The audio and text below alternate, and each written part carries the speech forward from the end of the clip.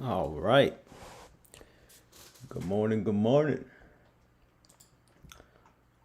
Let me just announce that we are live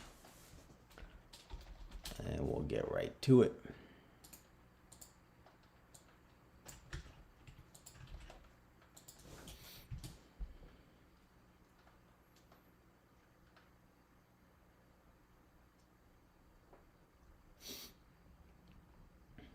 All right.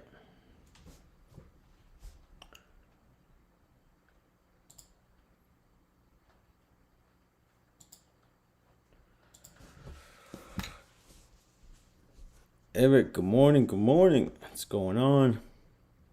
Good morning, everybody. I'll wait a few minutes here for everybody to kind of tune in here, and then we'll get right into it.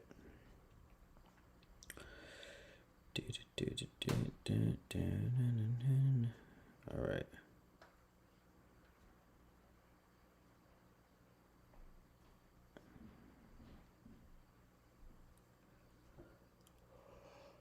So the jobless claim numbers are out.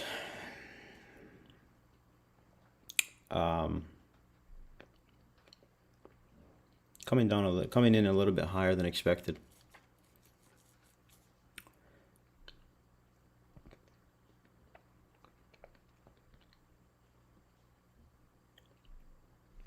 $3,269 versus the 3,196 that was forecasted.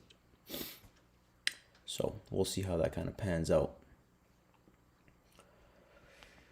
Nancy, good morning. Wayne, good morning. Capital City, what's going on? Bullets Garage, what's up, my man? Fernando, good morning. Kadar, good morning. Don, good morning. Ed, good morning. Smash the like button. How much of my portfolio should I option trade versus buying actual stock? So that option trading comes with a little bit of a heavier risk. So you only want to use as much as you need to only lose as much as you're willing to lose. So if you're willing to lose $100 and that's like 20% of your option contract, then that'll give you how much you can essentially just trade, dollar value wise. Hardeep, good morning. Edgar, Spartan, what is your profession? Don, good morning. So we'll wait about 2 more minutes here. Get a few more people to tune in, and then we'll get right into it.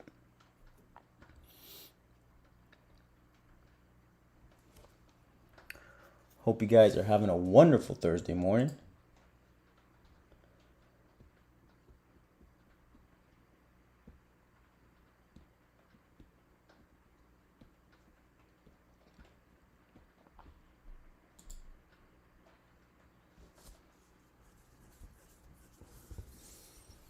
Jobs report is BS. There are jobs everywhere, especially for hospitality.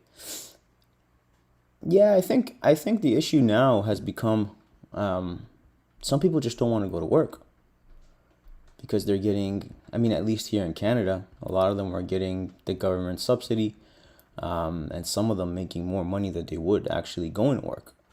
So they're just not going back to work. And that means they're essentially jobless. So, Mohammed, thank you. Good morning. No worries, my man. All right, wait about 1 more minute and we'll get kicked off.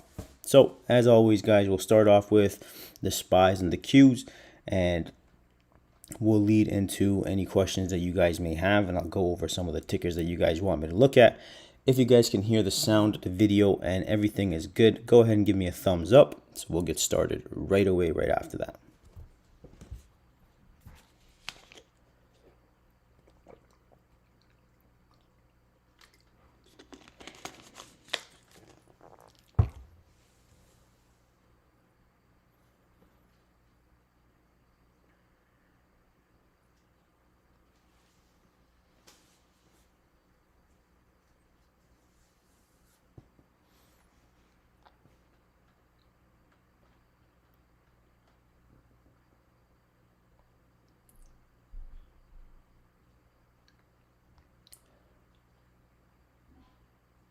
All right, so we're getting thumbs up here. Mr. Needham, good morning.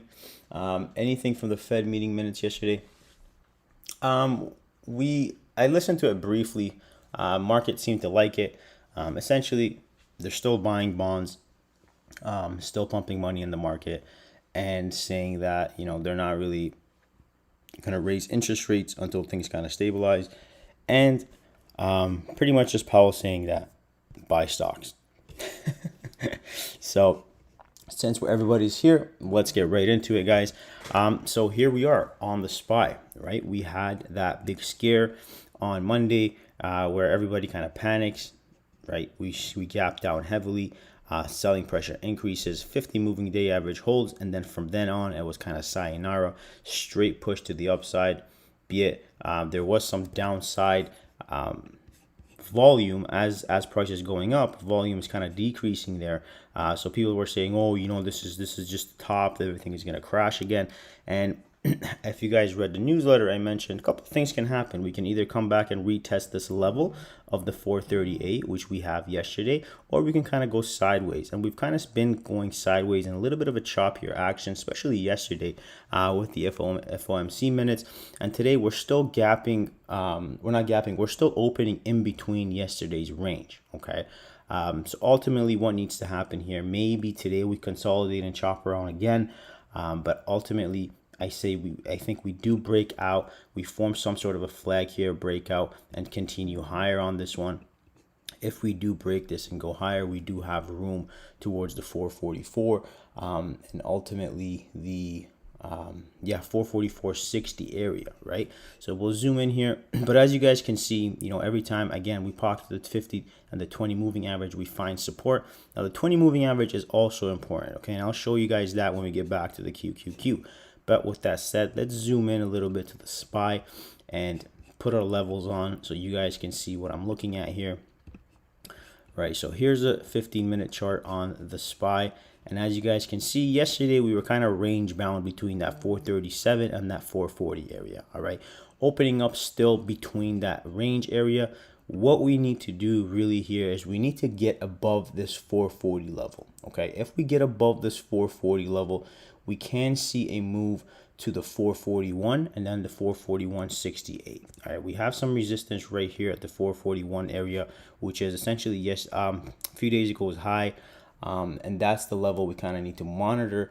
If we break above that, right? If we break above that, we have room towards the 444.60 area, right? So this area right here is going to be the area that we need to monitor for upside resistance. If we can get above this 440, maintain above, and kind of have this 441.16 area or 18 area and break above that, then we have pretty much a squeeze that might take place and take us all the way up to the 444 level.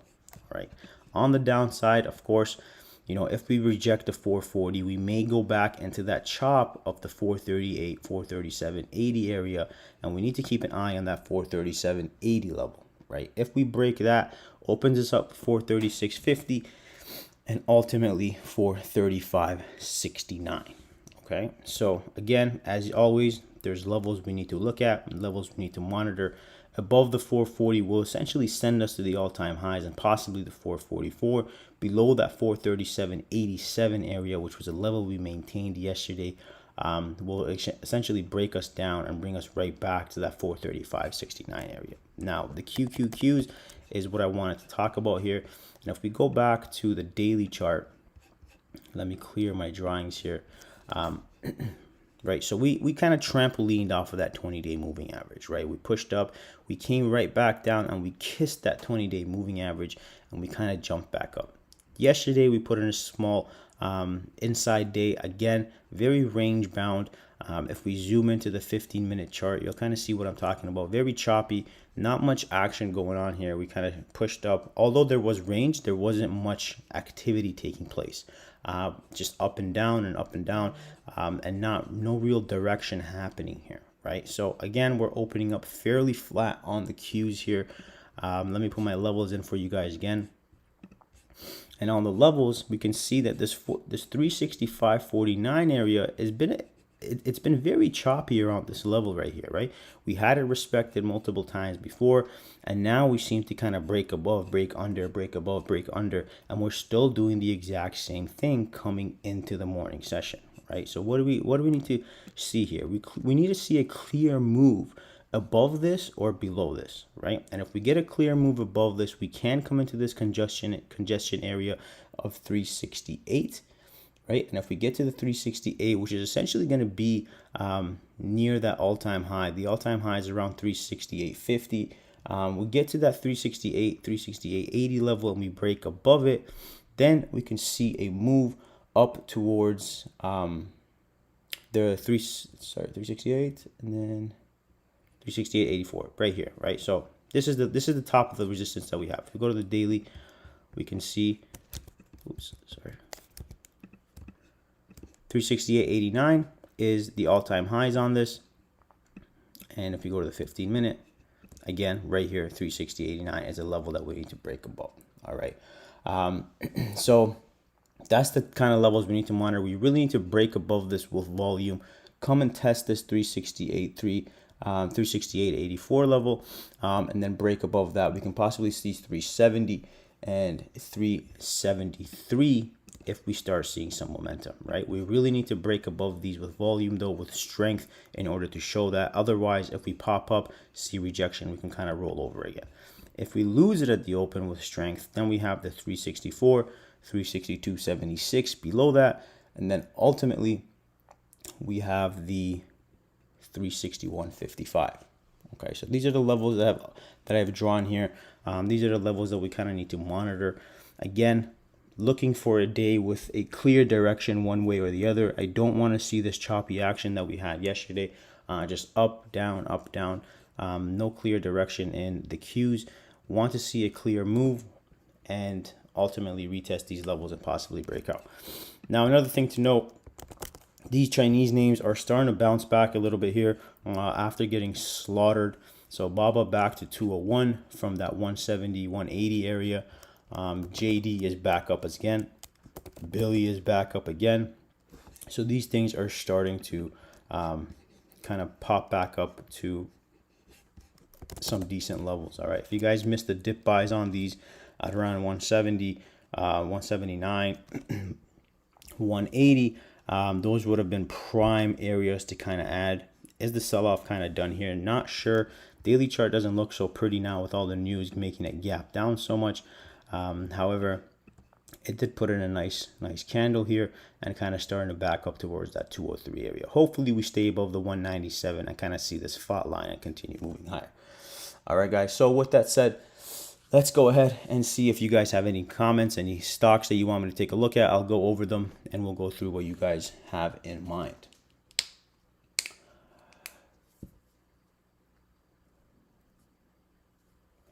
All right, so we have somebody asking about Sava.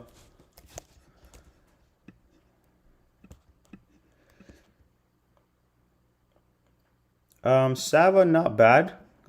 This push up here with this strong volume here and this consolidation kind of flagging. The entry yesterday at 132.56 would have been ideal. Is it going to continue higher? It really needs to stay above that 132 level. Currently sitting at 142. So what's going on here? Did they just report earnings? Anyways, lots of volatility happening right now in the pre-market. Not sure what the news is behind this. However, if it stays above this 132 level, it could continue to move higher here. But again, I would be careful kind of chasing this up here. The proper and the best setup on this would have been the 132.56 break for entries, and that take targets all the way up towards that 150 area. ANVS, I think ANVS has news today, if I'm not mistaken. It's probably why it's gapping down so much. Let me go ahead and see the news.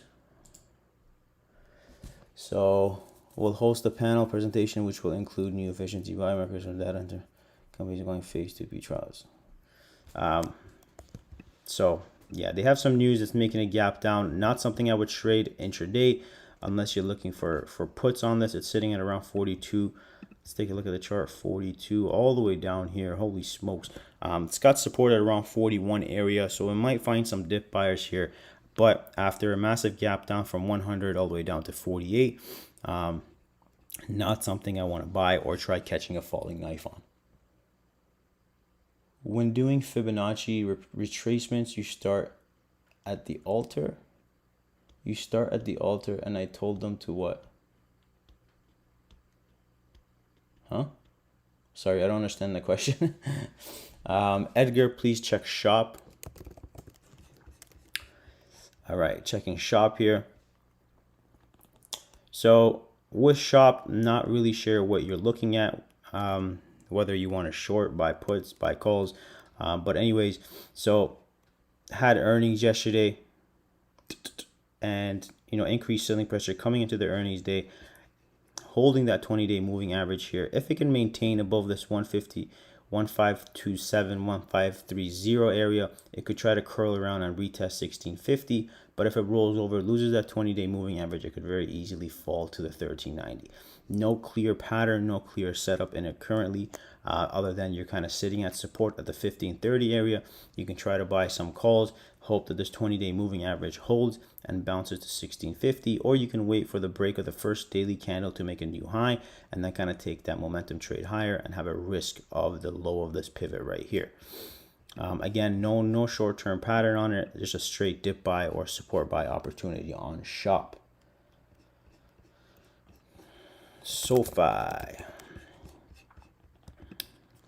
I hate this name. The more people that love these type of stocks, the more I dislike them, and it's just something that I've grown to do over the years. The more eyes that retail traders have on a certain ticker or a certain stock, the more I am less likely to like the stock or trade it, especially with stocks that run from like $30 and they're just crashing down here. Anyway, support at around the 1450 area. I'm retesting that level, bounce, kind of retesting it again. Still, the selling volume is a little bit higher here. If it can hold this 1450 level, it could pop back up to this 1650 and ultimately 18, which is going to have some resistance here before moving higher. Again, no pattern in it in the short term. It would simply be a support and resistance buy. You can see this clear channel right here from the 1550 to the 1881. You could try to dip buy this on the support level of 1450, target the 1810 area, and cash out for a short-term trade on it. ZM. So ZM, nice run from that 275, hit that 200-day moving average, rejected, coming back to the 200 moving average, and now rejecting again. Ultimately, what this needs to do, it needs more time to consolidate here under that 200-day moving average and then flag and break above it. All right. Wouldn't try to buy any, start a position on it here now because you have 200 moving average as resistance currently. Unless this is something that you want to invest in long term, then essentially what you want to do is cost average and you're not really worried about the 200-day moving average. However, if you want to short-term trade this, you need to understand that you have resistance at the 378, which is the 200 moving average. You have resistance right here at 390, and then ultimately you have resistance at 406, right? So you need to understand that you have some major resistance right here that needs to clear before you even look at 390 or 406 here. Okay. Let's take a look at, good morning, what do you think about CHPT? CHPT, not something I would trade in the short term, not a stock that I really enjoy trading. However, in the long term, you can start, possibility small position here with room to add to 19 and still give yourself the ability to add even if it goes down towards that $15, $30, $13 area. So something only in the long term, not something short term. Lots of bag holders on the chart, not something I would monitor in the short term. And Netflix. Netflix increased selling right here on this day, pushing up here on almost, it looks like a bear flag kind of forming here. We have this move up or ascending wedge essentially, right? Big move down, big move up, decreasing volume. ultimately, if this rolls over under the 517 area, I think it comes back to test the 505. And if it breaks above 524, then we can maybe see a run to 530, 536 on it, right? So keep an eye on it. Maybe above the 524, you can take it longer, and under the 517 or 517 area, you can look for a short trade on it towards the 505 area. BTBT, some people are just getting annihilated on this ticker. Anyways, made a nice run yesterday. Not something I would trade, not something I'm interested in trading. Low flow runner. If you don't have control of your emotions, you'll probably lose more than you'll win on this ticker. Again, just not something that I'm interested in trading. If you're trading this, it's got to be a day trade. You got to get in and out quickly, and you have to understand that it uses Bitcoin as its momentum mover. When doing continuation on PDD, what are we at? We're sitting at 95.20 right now. So that 96.79 area is going to be a resistance that it needs to clear. If it clears that, possibly back up to the 100 area or 101 area, and then we need to see how it reacts over there. Possibly, yes, it's already gone up to $95 in the pre-market. 96.70 is going to be an area of resistance on PDD. When doing Fibonacci retracements, do you start at the all-time highs and pull down to what? It depends. Fibonacci is based on the time frame that you're looking at. So if you're looking at a 10-year chart, then you have to use the high of the 10-year chart and the low of the 10-year chart. If you're using a 6-month chart, then you find that high and that low to use. If you're using a 10-day chart, then you use that high and that low. So it's all based on the time frame that you're looking at. There's lots of different ways to place Fibonacci levels, and usually it's pivot highs and pivot lows. Outlook on Uber. Uber had, I think Goldman Sachs had put out an offering of selling 24 million shares yesterday. That's why the stock is gapping down to 43.84. 44.40 is an area of resistance on it here.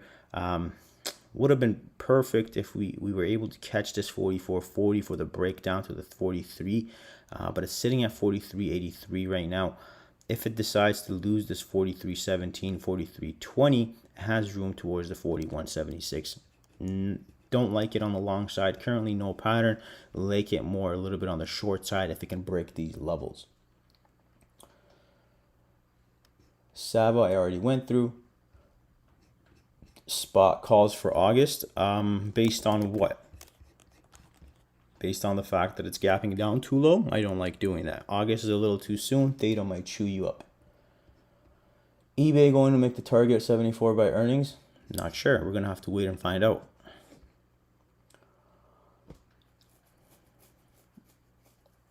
Trino, good morning. TLRY, Neo. All right, Neo. My Neo chart's getting a little messy here, so let me put it on the blank. Oh, even my blank has drawings on it. Anyways, it's back under the moving averages here. Not something I want to see. However, with the Chinese names getting kind of beaten down here, it's held very well considering, it's a Chinese name. Some sort of a falling wedge happening here. Maybe that's just me hopeful thinking here because I am invested in this long term. But this candle here was a little bit worrying, still holding here, needs to maintain above and get back above the moving averages in order to track back to 52. We had a nice run towards that 52 area, and then we kind of sold off, rejected that 52 resistance, and we're kind of coming down in a nice, slow, grindy action.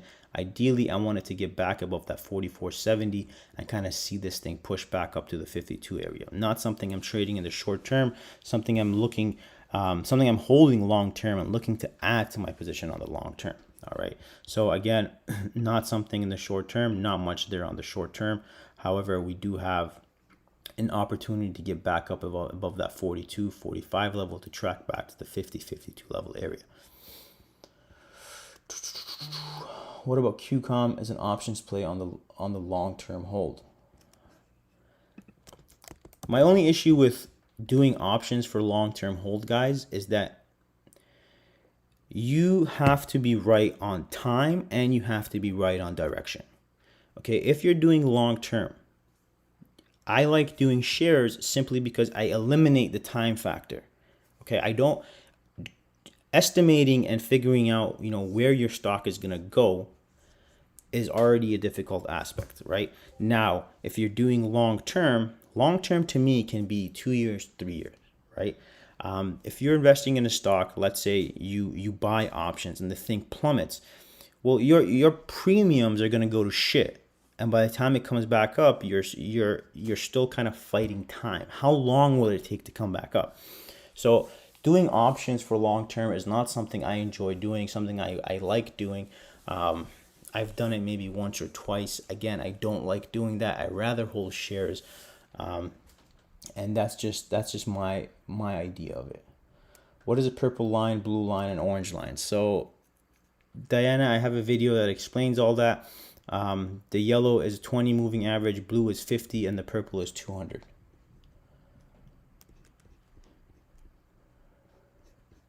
QS option. Yeah, QS option. I mean, we talked about this in the Discord. If you do want to take it, you would have to take at least 2 to 3 months out on the QS. PLTR. PLTR sitting back around that 20 level. Some pretty decent support right here at the 20. This 2080, 21 level, 2050. Pretty decent support, bouncing off of there again. Again, not something I would trade in the short term. Lots of bag holders in it. Needs to be a long-term average position. So start here, possibly add towards that 17 area, and then hold it for a long term. TLRY continuation of tomorrow worth going long at open for a day trade or short for a pullback? I really hate these weak stocks that just kind of pop up, and not really understanding why this pop-up is, right? It had earnings yesterday that was okay, and it just kind of popped up. Coming to that resistance line of the 200 moving average, currently sitting at 1687, so gapping up above yesterday's highs. You got to look at that 17 level and see where it wants to go over that 17 level. Let's see where it brings it above the averages. So it brings it over the 20, the 50, 200, and the 50 moving average. If it gets above that, you'll have some resistance at the 1740 level, and then ultimately it's a free ride all the way up to 1840. You could try it over 17, because then it clears it over all the moving averages, and then possibly give you a nice run towards that 1740, 1830 area on TLRY. Smash that like button. Yes, Nancy, I appreciate you. Where do we see Wish? I hate this. I hate this name. I hate this stock. I hate the stock gurus on social media that are pumping this thing. I mean, ideally, you can just average in and hope that you see the numbers they're talking about. People are saying it'll hit like $70, $50. Anyways, you can just start an average. Don't be the person that's gonna buy it when it pops up to 1820, right? I don't know much about this. I don't like the company. I don't want to invest in this in the short term, and it's not something I'm definitely not gonna hold this in my long term account. I'll tell you that, guys. I'll tell you that right now. But if you guys are into this gambling type of thing, and you guys have done your research on what it is, what they do, you can start an average, right? 994, look to add around the 760, give yourself room to add, even if it pulls to $4, and then after you've done your research, you understand what this company is, and you'll have more confidence in hitting those $70, $80, $90 targets that everyone's talking about. Pinterest, good entry point or wait till after earnings? I would obviously wait after earnings. I don't like holding anything going into earnings. T-Doc is holding 151. What are you thinking about it? T-Doc, massive move yesterday. It's holding 151. I need to see a short-term setup on it to kind of get back in it. Maybe possibly over the 152 area for a day trade on it. However, don't see a clear setup in it right now. All right, guys. So if you guys are still here, make sure you go ahead and smash the like button. And remember, every Thursday I do go live. I think I caught up with all your questions here. If you guys have any other questions, make sure you go ahead and DM me in Discord or on TikTok, and I'll be sure to answer your questions. As always, appreciate you guys all for tuning in. I got to get back to the Discord and get ready for the trading day. All right, guys. Love you all, and we'll catch you next time.